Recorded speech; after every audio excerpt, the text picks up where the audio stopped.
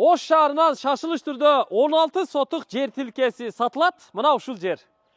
Бул жерге үй куруп жашаса дагы болот. Кааласаңыздар бул жерге бир менчик медициналык борборбу, медресеби, же бир чайханабы курса дагы боло берет. Акбура дарыясына түз эсептегенде болгону 100 метр жакын турат туугандар. Оштогу жийделикте жогор жагы Вещевой рынок, тагыраагы Килем базар жактан келсе болот.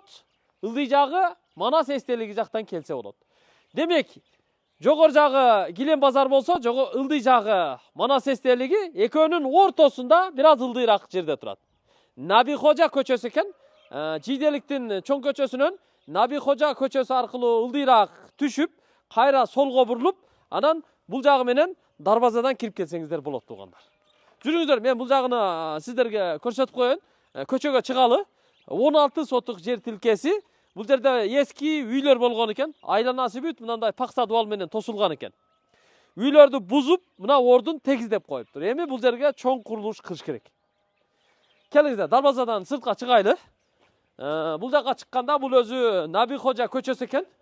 Мына кошунанын үйү Наби Хожа көчөсү 68 экен. Биз азыр бул жагынан келдик туугандар. Ылдыйракка түшүп, мына высоковольтный линиянын тушундагы ушул жол менен бери келесиздер. Бери келе жатканда мына кошунанын дуалы үйүнөн өткөндөн кийин эле мына ушул жашыл дарбаза. Высоковольтный линиянын чоң столбасы бар экен. Ушул ориентир сиздерге.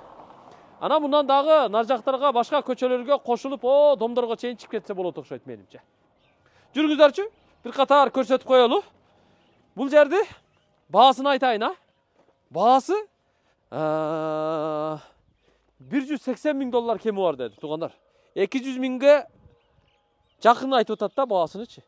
180 миң доллар кеми бар деди. Азыр келип ээси менен мына жерде туруп сүйлөштүк. Канча деп атасыз? Баасын ачык айтың десек, 200-220 айтты да. Анан биз айттык, анчага эл көтөрө албайт дедик. Сиздерди ойлодук да. Ушу 180ге түшүрдүк зорго. 170 десем такырынабай койду. Анан кийин 180 деп зорго 180ге көндүрдүк. Эми ошол 180ден кам эле түшүп берем деп атат. Кечине түшүп берем деп атат. Билбейм канча түшүп берет. Түшүп берет да. Сүйлөшөсүздөр, келишесиздер. Кызыл китеп документтери бардыгы бар экен. Анан эки жагында тең көчөсү бар. Тетигинде дарбаза турат. Ошол дарбаза менен дагы түз ылдыйга чыкса, ал жакта да көчө бар экен. Ылдыйга түшкөндө көчөнүн ылдый жагы үйлөр, анын нар жагы Акбура дарыясы. Бул жагы ошо тушта Шайыттөө жак ал жак. Ошо домдордун үйлөрдүн нар жагына Ош сити курулуп башталды го. Ошол Ош ситинин берки бети болуп калат да. Анан мына дарыянын аркы бетине ушу ылдый жагы Лөлүм айлага чейин парк болот деп атат го, парк. Ушул жер. Мен мындай болжолдоо өлчөдүм да. Тетиги дарбазанын наркы чекесинен ушул жагыны жердин узундугун эсептегенде, она бурчка чейин примерно бир 70 метр чыгат экен узундугу. Ал эми ал жагын ылдыйга эсептегенде бир 30 метр чыгат экен. Анан мына жагы келип туугандар, канча бир 7-8 метр ичкерээк кирет экен, мындай Г-образный болупчу. Бир аз ичкерээк кирет экен да. Жүрүңүздөр, ушул жагына чейин мындай айланып барып сиздерге көрсөтүп коеюн. Түшүнүктүү болсун. Көрүп алыңыздар. Эми бул жерге айланасында мына кошуналар менен ортодо мына дуалдарды бүт пескоблок менен жакшылап фундаментти куюп чыгып, үстүнө дуалды уруп туугандар. Бүт жаңылайсыздар, зыңкыят да. Анан айланасында ончамча кошуналар сатып калса, аларды да кошуп сатып алып, вообще бул жерге дом салып салса да болушу мүмкүн да. Домго багытын өзгөртсөңүздөр, тетигиндей дом курсаңыздар болобу дейм да. Кандай дедиңиздер? Куруучулар, бир келип көрүңүздөр. Балким туура келсе, ишти кыласыздар. Ушул жер, мына бул жагы да бир 10 метр бияка кириптир, 10 метр чыгат экен ушул жери. Бияка кирген.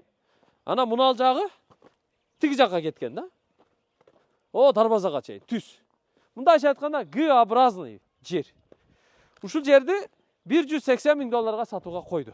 Анан мына жердин ортосунда крант коюп коюптур, кранттан суу чыгат экен. Мына көрсөтүп коеюн, Мынакей суу. Мына суу. Көрдүңүздөр? Суу бар. Бу жерде. Анан свет бар. Ушул туугандар, көрүп алдыңыздар. Анан биягыны көрсөтүп коелу. Биякта ошо ылдыйга дарбазадан чыкканда, ал жакта дагы ушу жолу бар экен да. Ал жакты да көрүп алыңыздар. Эми бул жерге бу жердичи сатып алып туруп 3 та Канча 16 сотукту 3кө бөлүп туруп 3 үй салып сатса да болот экен да. Үй салып бизнес кылгандар бар го, ошолорго да сонун. Так, эми бияка келиңиздер. Мына дарбаза. Дарбазаны ачып чыкканда туугандар, мына көрдүңүздөр? Ушул жол менен тетигилдеги жолго чыкса болот экен да. Биягында өзүнчө жолу бар экен. Она үйлөрдүн нар жагы Акбура дарыясы. Акбуранын наркы бети ушу парк болот, аллея болот дешет го. Бу ген планда ошондой экен. Азыр эми Ошто снос жүрүп атат го, бүт бардык жерде тазаламай, ген план боюнча ушу өнүктүрмөй дегендей иштер жүрүп атат да. Анда жыйынтыктайлы туугандар, видеого лайк басып, комментарий жазып, пикир калтырып, бөлүшүп коюңуздар. Кимге керек болсо, балким ушул жер насип кылар иншалла. Аллах таалам кимдин пешенесине жазган болсо, ошого насип кылат бул жер. Ушул жерге бир чоң имараттарды салып, үйлөрдү салып, заңгыратып туугандар. Гүлдүрөтүп жашаңыздар. Жашооңуздар гүл болсун да. Биз экранга номерларын жазып койдук, ошол номерларга чалып байланышып сүйлөшүңүздөр. Ош шаары жиделик айылы кызматыңыздарда тез кабар. Биз дайым ушундай маалыматтарды даярдап сиздердин кызматыңыздарда боло беребиз. Лайкты басып, комментарий жазып, видеону бөлүшүп эле трендке чыгарып коюңуздар. Болду. Биз дардаңбай иштей беребиз, кызматыңыздарды кыла беребиз.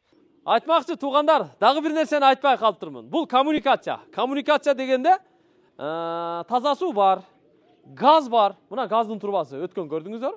Анан канализация бар экен бул жердечи. Мына ушул дарбазадан киргенде ылдыйкы дарбазага чейин ылдыйкы көчөгө мына кошуналар ушул чектен тартып өтүп кетиптир да канализацияны. Демек канализация бар, газ бар, суу бар, свет бар. Көчөсү ушул туугандар. Болду, эми жыйынтыктайбыз. Ассаламу алейкум.